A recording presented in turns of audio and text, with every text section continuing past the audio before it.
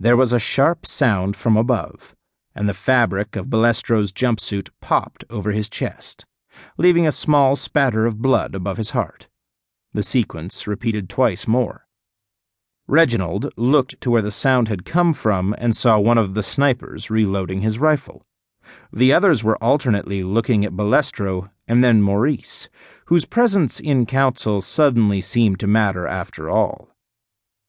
Balestro brushed fussily at the holes in his jumpsuit, then looked up at Maurice and Reginald as if to say, "Can you believe how rude that was?"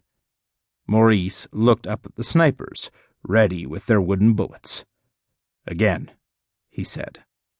This time all of the snipers fired.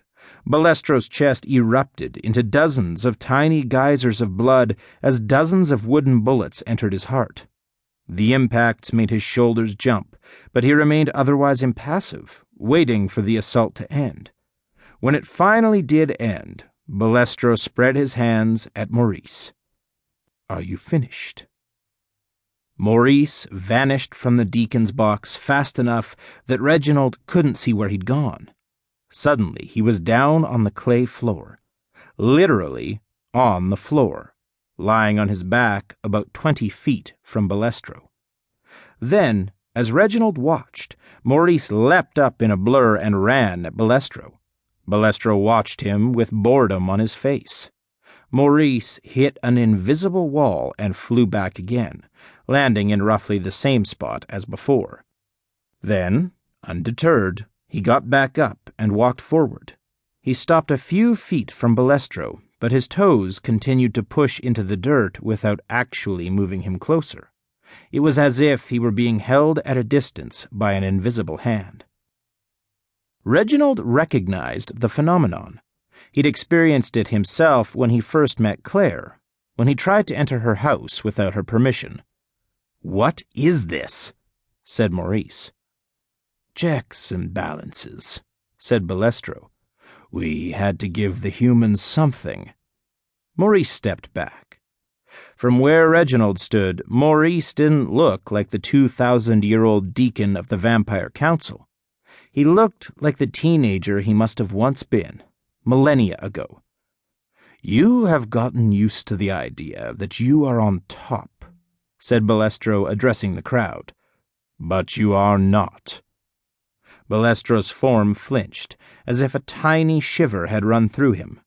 In the same instant, the heads of the entire front row of spectators became detached from their shoulders. And then, seconds later, both heads and torsos exploded into ash.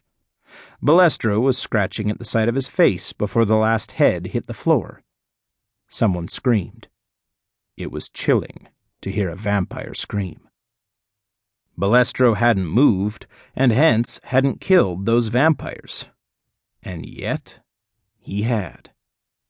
"You have 30 days to quail in fear and decide whether you choose to die by our hand or your own," said Balestro. "What do you—" Maurice began. "At midnight on the 30th day," said Balestro, interrupting him. Then he winked at Reginald. "You'll know where to find me."